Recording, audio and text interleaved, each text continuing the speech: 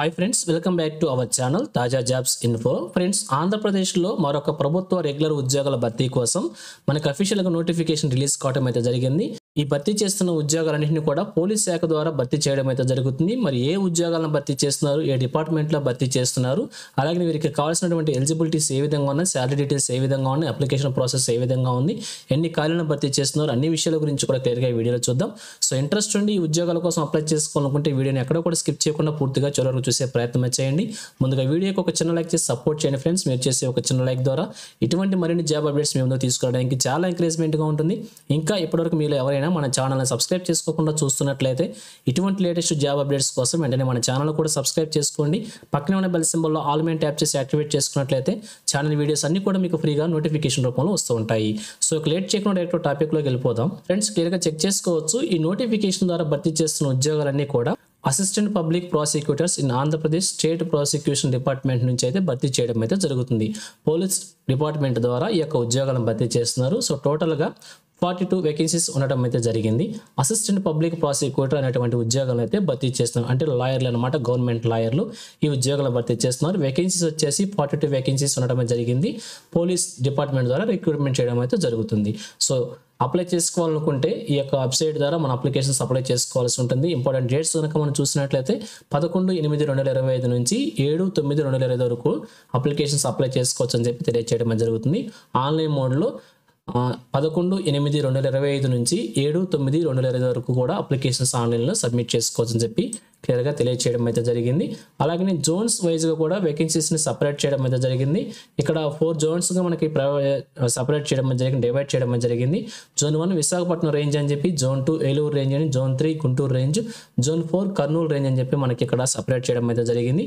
So direct recruitment ద్వారా 41 వేకెన్సీస్ని fill చేస్తున్నారు. అలాగే లిమిటెడ్ రిక్రూట్మెంట్ ద్వారా 1 వేకెన్సీని కర్నూలు రేంజ్లో భర్తీ చేయడం జరుగుతుంది. అదొక వేకెంట్. టోటల్ కలుపుకొని 42 వేకెన్సీస్ని ఈ యొక్క నోటిఫికేషన్ ద్వారా భర్తీ చేయడం జరిగింది. ఇంకా కేటగిరీ వైజ్గా కూడా వేకెన్సీస్ మనకి ఇక్కడ ప్రొవైడ్ చేయడం జరిగింది. సో కింద టేబుల్ రూపంలో ఉన్నాయి, చెక్ చేసుకోవచ్చు అనమాట. ఇక ఎలిజిబిలిటీ కనుక మనం చూసినట్లయితే ఏజ్ లిమిట్ వచ్చేసి 42 ఇయర్స్ వరకు మనకి మెన్షన్ చేయడం అయితే జరిగింది. 1 జూలై 2025 నాటికి ఏజ్ని క్యాలిక్యులేట్ చేసుకోవాల్సి ఉంటుంది. సో ఇంకా అలాగనే అప్పర్ ఏజ్ లిమిట్ కూడా ఇక్కడ మనకి ప్రొవైడ్ చేయడం జరిగింది. 5 ఇయర్స్ వచ్చేసి ఎస్సీ ఎస్టీ ఓబీసీ క్యాండిడేట్స్కి ఇక్కడ ప్రొవైడ్ చేయడం అయితే జరిగింది. సో ఈ విధంగా ఏజ్ లిమిట్స్ మనకు ప్రొవైడ్ చేస్తారు, క్లియర్గా చెక్ చేసుకోవచ్చు అనమాట. అలాగే నోటిఫికేషన్కి అప్లై చేసుకోవాలనుకుంటే కంపల్సరీగా కొన్ని డాక్యుమెంట్స్ ఉండాలని చెప్పి తెలియజేయడం అయితే జరుగుతుంది. సో మొదటగా మనకి సెకండరీ స్కూల్ సర్టిఫికేట్ కంపల్సరీగా ఉండాలని చెప్పి తెలియజేస్తున్నారు, డేట్ ఆఫ్ బర్త్ ప్రూఫ్ కింద. సో మినిమం ఎడ్యుకేషన్ క్వాలిఫికేషన్ వచ్చేసి క్యాండిడేట్ వచ్చేసి ఏదైనా బ్యాచిలర్స్ డిగ్రీతో పాటుగా లా కూడా చేసి ఉండాలని చెప్పి క్లియర్గా తెలియజేయడం అయితే జరుగుతుంది. బ్యాచిలర్స్ డిగ్రీతో పాటుగా బ్యాచిలర్స్ డిగ్రీ ఇన్ లా అని చెప్పి క్లియర్గా తెలియజేయడం అయితే జరిగింది. సో ఈ యొక్క క్వాలిఫికేషన్ ఉండాల్సి ఉంటుంది. అలాగే ఎక్స్పీరియన్స్ కూడా ఇక్కడ మెన్షన్ చేయడం అయితే జరిగింది. సో క్యాండిడేట్ ఖచ్చితంగా ప్రాక్టీస్ అడ్వకేట్గా చేసి ఉండాలని చెప్పి తెలియజేస్తున్నారు. 3 ఇయర్స్ కంపల్సరీగా ప్రాక్టీస్ చేసి ఉండాలని చెప్పి క్రిమినల్ కోర్టులో ఉండాలని చెప్పి తెలియజేయడం అయితే జరిగింది. సో ఈ విధంగా ఆ డేట్ కూడా మెన్షన్ చేశారు. 4/8/2025 నాటికి కూడా 3 ఇయర్స్ కంప్లీట్ అయ్యి సర్వీస్ ఎక్స్పీరియన్స్ ఉండాలని చెప్పి తెలియజేయడం జరిగింది. సో అప్లై చేసే అభ్యర్థులు ఇవి జాగ్రత్తగా గమనించుకుని అప్లై చేసుకోవచ్చు. ఇక నెక్స్ట్ క్లియర్గా చూసినట్లయితే అప్లికేషన్ సంబంధించి ఫీ స్ట్రక్చర్ కూడా ఇక్కడ అంతా మనకి ప్రొవైడ్ చేయడం అయితే జరిగింది. సో 600 రూపాయలు వచ్చేసి OC candidates, BC candidates fee payment కింద పేమెంట్ చేయాల్సి ఉంటుంది. అలాగే ఎస్సీ ఎస్టీ క్యాండిడేట్స్ వచ్చేసి 300 రూపీస్ పేమెంట్ చేయాల్సి ఉంటుంది. ఇంకా రిమైనింగ్ అదర్ స్టేట్స్కి సంబంధించిన క్యాండిడేట్స్ ఎవరు అప్లై చేసుకున్నా కానీ 600 రూపీస్ ఫీజు పేమెంట్ చేయాలని చెప్పి క్లియర్గా తెలియజేయడం అయితే జరిగింది. ఇక అప్లికేషన్కి సంబంధించి అప్లై చేసుకోవాలనుకుంటే ఆల్రెడీ మనం చూసాం, ఇక్కడ చూపించిన వెబ్సైట్ ద్వారా ఆన్లైన్లో అప్లికేషన్ అప్లై చేసుకోవచ్చు. అలాగే ఫీజు పేమెంట్ కూడా వచ్చేసి ఆన్లైన్లో పేమెంట్ చేసుకోవచ్చు అని చెప్పి తెలియజేయడం అయితే జరిగింది. సో మరి సెలక్షన్ ప్రొసీజర్ కనుక మనం చూసినట్లయితే రిటర్న్ ఎగ్జామినేషన్ ద్వారా అభ్యర్థులను సెలెక్ట్ చేయడం అయితే జరుగుతుంది. అలాగే ఎగ్జామినేషన్ డేట్ కూడా ఇక్కడ మనకి ఇప్పుడే ప్రొవైడ్ చేశారు. 5/10/2025 సండేన ఈ యొక్క ఎగ్జామినేషన్ కండక్ట్ చేస్తున్నట్లు మనకి తెలియజేయడం జరిగింది. పేపర్ 1కు సంబంధించి ఉదయం 10 గంటల నుంచి మధ్యాహ్నం 1 గంట వరకు పేపర్ 1 ఉంటుంది. పేపర్ 2 వచ్చేసి అదే రోజున మధ్యాహ్నం 2:30 గంటల నుంచి సాయంత్రం 5:30 గంటల వరకు కూడా ఉంటుందని చెప్పి క్లియర్గా తెలియజేయడం అయితే జరిగింది. 5/10/2025 సండేని యొక్క ఎగ్జామినేషన్ కండక్ట్ చేస్తున్నట్లు ఇప్పుడే మనకి మెన్షన్ చేయడం అయితే జరిగింది.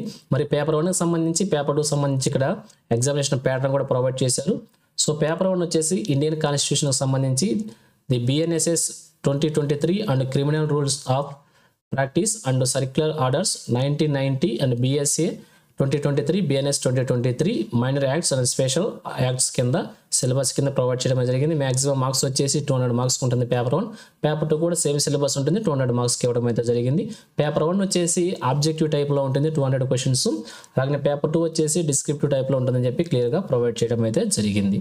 సో ఎగ్జామినేషన్ వచ్చేసి ఓఎంఆర్ షీట్ విధానంలో ఉంటుందని చెప్పి బ్లాక్ బాల్ పెన్ లేదా బ్లూ బాల్ పాయింట్ పెన్ వాడాలని చెప్పి క్లియర్గా ప్రొవైడ్ చేయడం జరిగింది. సో ఇలా సెలెక్ట్ అయిన అభ్యర్థులు ఈ 2 ఎగ్జామ్స్లో క్వాలిఫై అయిన అభ్యర్థులు ఇంటర్వ్యూకి షార్ట్ లిస్ట్ చేయడం జరుగుతుంది 1:2 రేషియోలో. ఇంటర్వ్యూ కూడా సంబంధించి 25 మార్క్స్ ఉంటుందని చెప్పి క్లియర్గా తెలియజేయడం అయితే జరుగుతుంది.